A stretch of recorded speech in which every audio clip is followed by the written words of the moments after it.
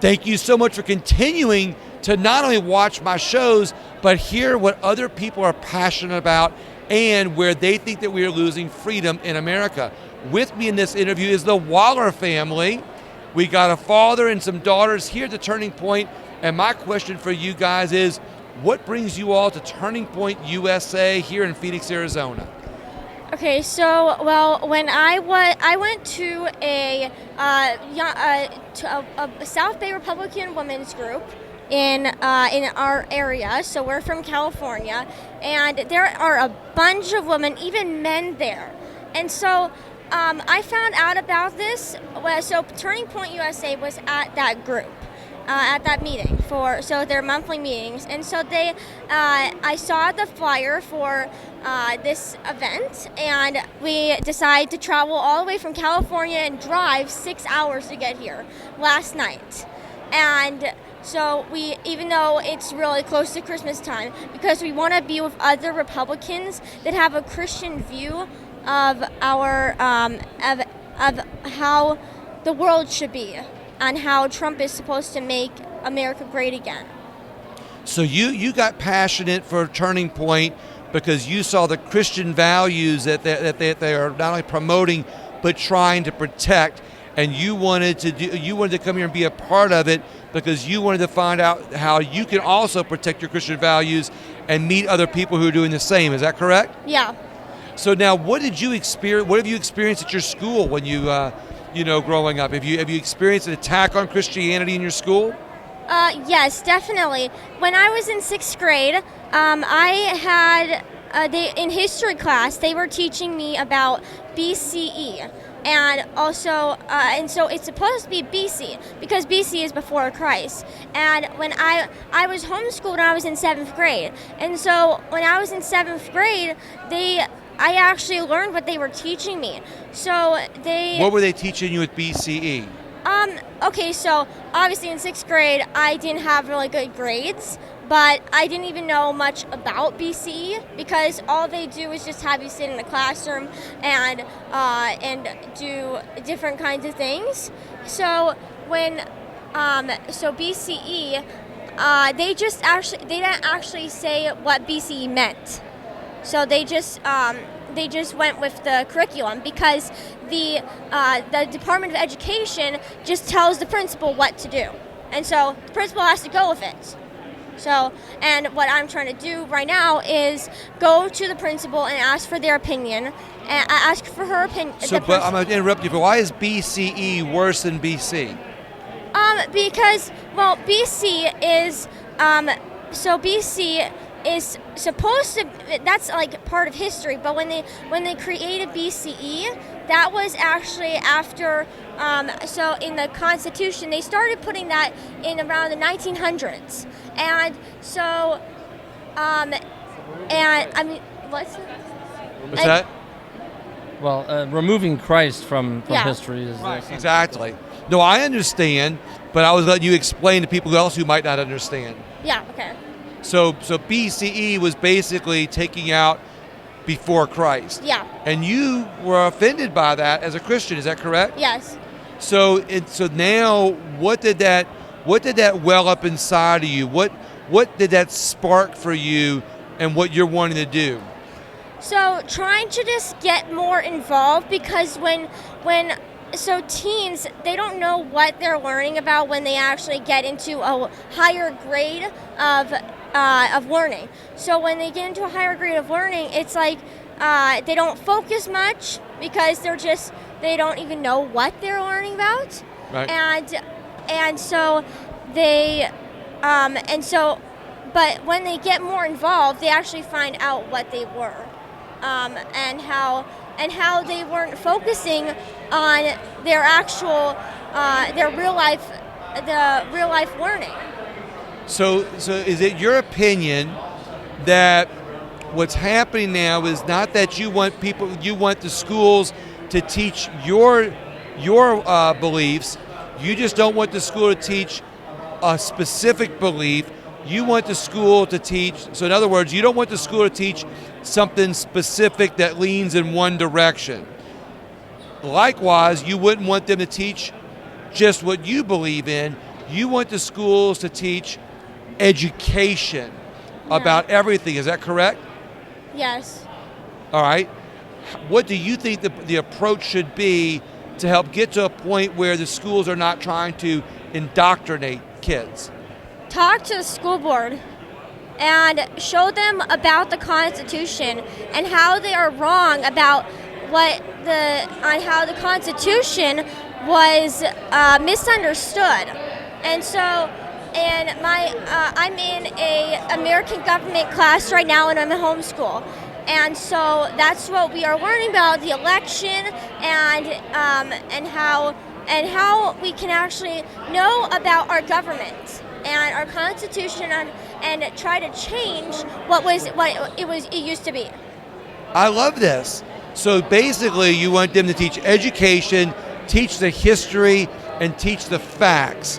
And is that something you're active with right now? What are you doing to be able to help promote your agenda? Now, before you answer that question, would you agree with this? I think the best way to get people educated, get people knowing the truth, isn't to try to teach them one way or the other. It's just to get them involved. Because when people get involved, in my opinion, they see the truth. Would you agree with that? Yeah. What are you doing? Have you started some sort of organization? What are you doing to get more people involved? So I have started a group in the South Bay in California, and it's for teens between 12 to preteens to actually young adults. And I don't really care if it's South Bay Teens for Trump, but I also made a logo that said TFT. And so what does that mean? Teens for Trump. Teens for Trump. I love it. I put a logo on a shirt. I didn't wear it for this event, but I do have it at home, and I try to promote other teens. And if I see any, I ask anybody at all the pro-Trump rallies I've been to in my area about if they have any teens that they know that want to get involved. I love this. So so when you actually get involved, you meet people. And so what I did, I did canvassing for Melissa Tumim. She ran for Congress in the 36th district, and that was our district. I love it. So she ran as a U.S. representative, and so I did. Did she win? No, Okay. she didn't. She went against Ted Lieu. She did really well. She did really well. District. And so when I did canvassing for her, it was really nice because I got 4 people's contacts. I see them basically everywhere in our area. I've seen Melissa Tumim. I did canvassing for her before the day before Halloween, and I went up and down hills over near South High, and then also George Barks. He ran for Congress in 61st district. Wow, you've been hard at work.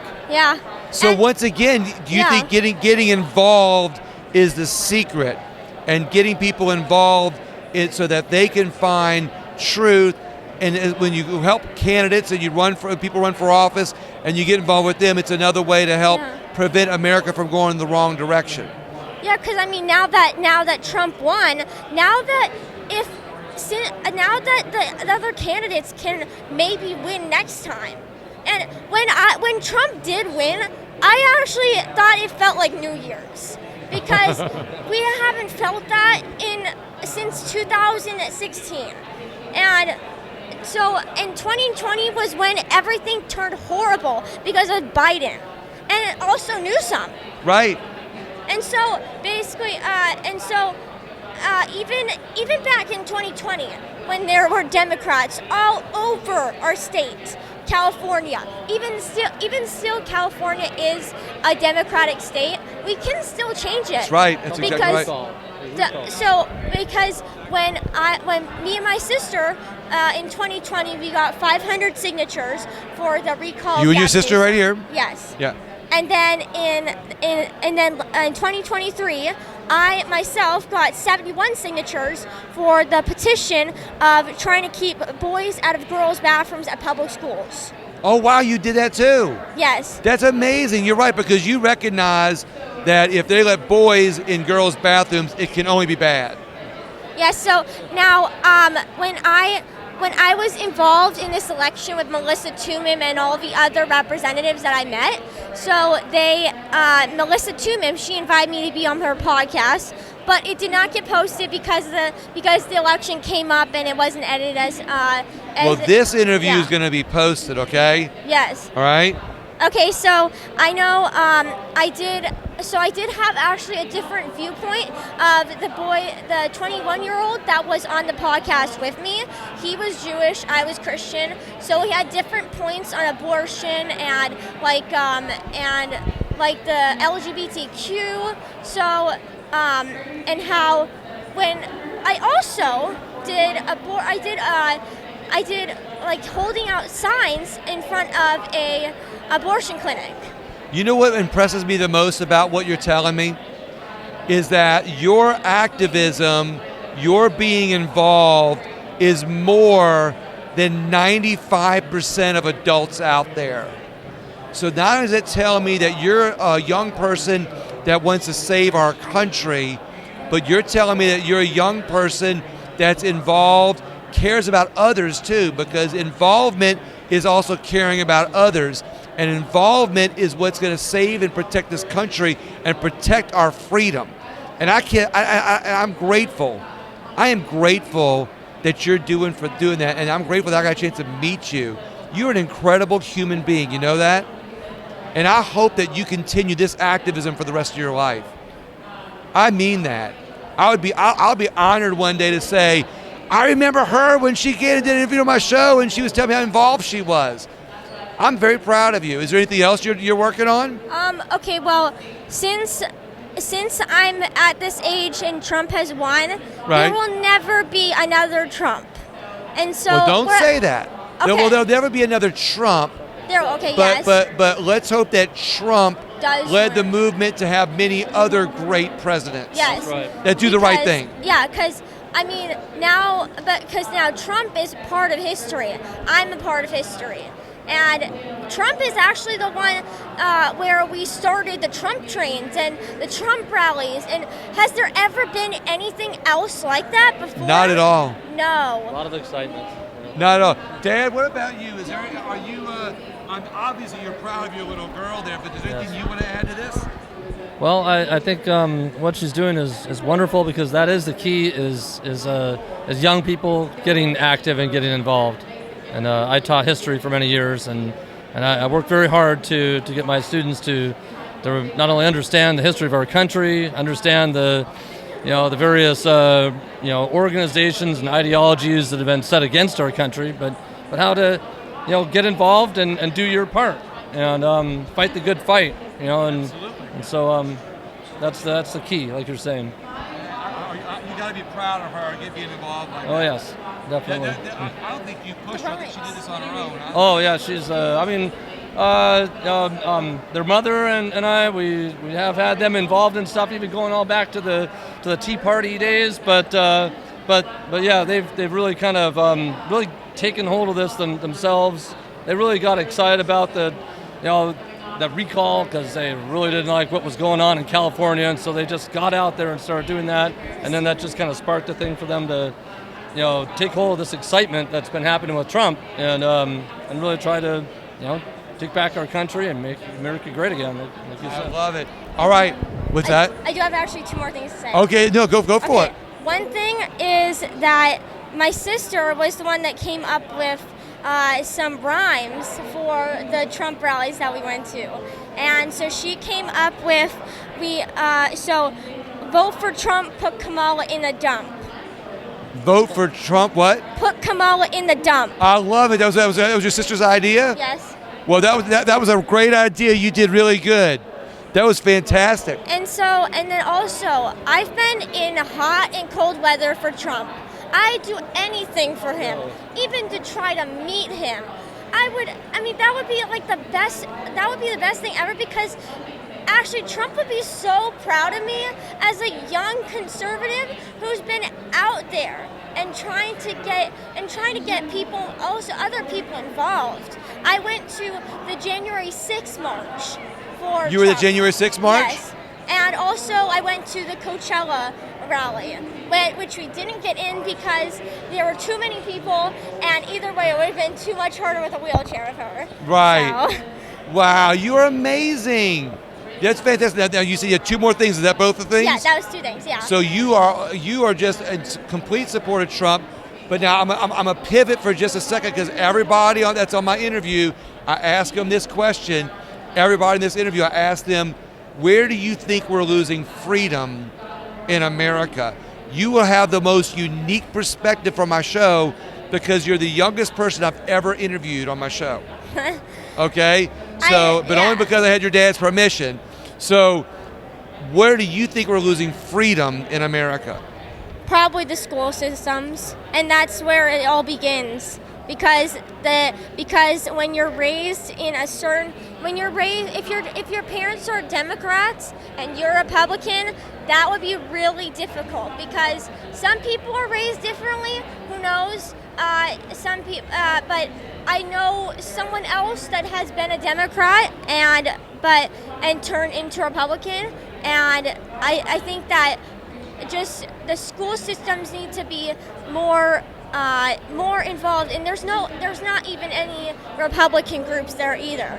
No, there should be actually, but I think just the school systems, that just the Gen Z is our next generation, and so that's my generation, and so we're supposed to gather different people to become Republicans. I love this. Turn this California state into Republican states. We got to show people that Republicans are the party of freedom, liberty, constitutional values, liberty for everyone, faith, putting faith back in our country, and we can all unite more people on that. But we're also a very positive party, and we're a loving party, and we would be able to set up so many more examples if they get to do that, wouldn't they? Yeah, because if you see